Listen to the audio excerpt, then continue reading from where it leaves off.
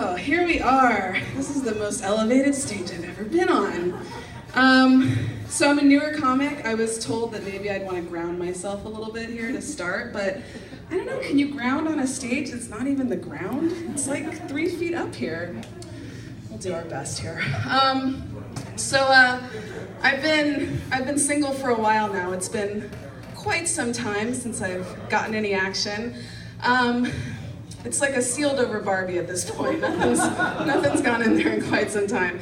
I'm in my late 30s, and in my 20s, I could go to any Whole Foods in LA and be hit on by the homeless guys out front. And I've gotten to the point now where I'm like walking across the street to the CVS, like fucking making it rain just to get some dude to talk to me for a few minutes. They take the money, they don't stay long though. I was sitting with one of these guys, just kind of evaluating my life. I'm like, maybe I need to just expand the possibilities a little bit, like just expand the field and think outside the box. And that got me thinking, box, maybe. Okay, so I read recently about this thing called a later in life lesbian. Like, later in life lesbian, like a little lesbian. And I was like, that's perfect, because I'm not quite ready to be a big lesbian, but I've got some qualifications. I made out for beer in college with girls. It's like a rite of passage. Who doesn't do that? I don't really wear a lot of makeup. I wear like probably too many plaid flannel shirts. Balls, I mean, ick. It's like pretty standard, right? So I'm thinking, maybe I need to check that angle out. So I changed my Bumble profile to include both men and women. First of all, let's just talk about Bumble profiles. Now, I don't know if any of you have ever checked the same sex, if you're heterosexual and you're kind of seeing like what the competition is. Like, I like to keep expectations low. My whole thing with Bumble is like, keep expectations like here. And then if you somehow agree to go out with me, you're just like, fuck, you're amazing. So I'm like posing in like a onesie, like a devil onesie with a tail.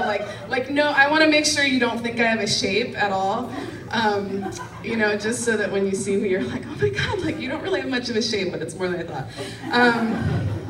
So I changed my profile, and I mean, it's like the tits and the ass and it's crazy. So I'm swiping, it's like penis, tits, like nothing. And I come across a very wholesome looking girl. And I'm like, this girl, she's great. She's got dimples, she's holding a ukulele, it's like me. She's a therapist like me, believe it or not, I have a day job, I know it's hard to believe. She's basically like me, but just like slightly better. And I'm like, this is perfect. That's like kind of what I'm looking for,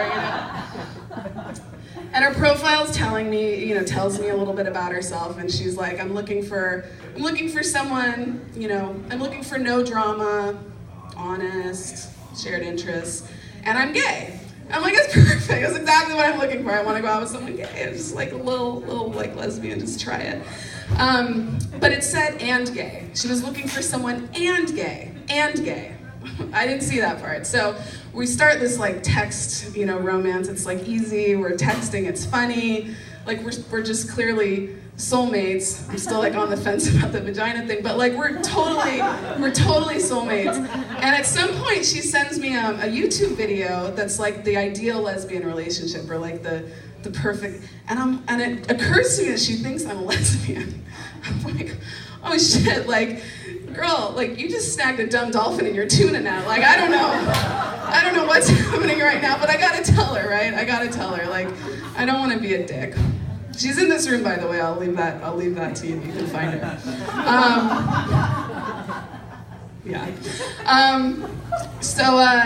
So we agree to go out. We decide it's kind of more like an undate while I figure my shit out, and I start to get a little nervous because.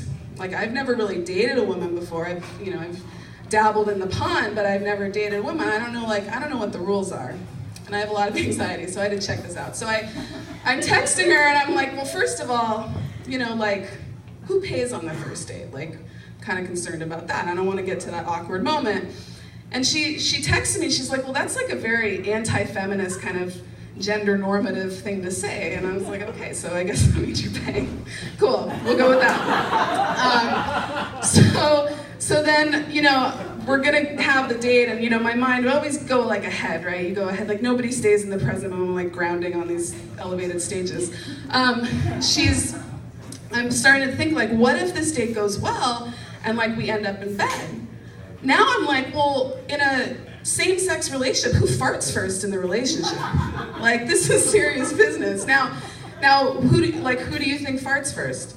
You're gonna say the man, but that's not true. The woman is the gatekeeper to the morning shits in the apartment.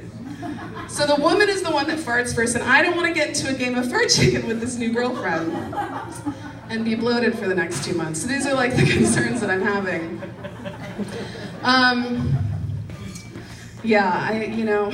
The problems in my mind.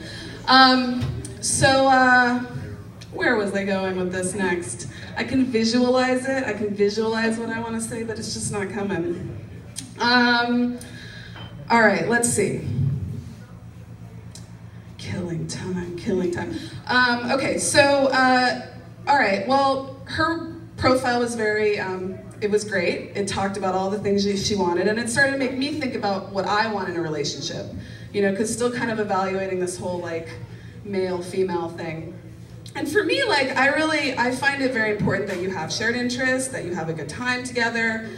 But when I met her, I realized she was much smaller than me. And one thing that's really important to me in a relationship is that I want to know if a building is burning, that you can drag my ass out of there. If you can't carry me, at least be able to drag me. And so I'm looking at her on the first date going like, she's gonna need to lift some weights if this is ever gonna work. And then I'm thinking, well, that's not really fair. Like, we should probably meet in the middle. Like, maybe she can lift some weights and I can like lose 15 pounds and we could like somehow make this work. But then I'm thinking, like, I haven't lost those 15, 20, 25 pounds in the last 38 years. Like, if there's a burning building, this is not gonna motivate me to do it, So anyway, it's not going so well. Things aren't really moving forward in my mind. And I'm thinking, at this point, that if it's gonna move forward, I'm gonna have to really feel like there's a compelling reason and that, it's gonna work. And as I said, I'm pretty clear she's better than me. So, that point in the relationship where you realize the person's better than you, but you're like, I could probably hide this for some time. I'm gonna be able to they're not gonna be able to find out that they're better than me for quite some time. Except, on the second date, I don't know how this came up, but she told me she had a spectacular vagina.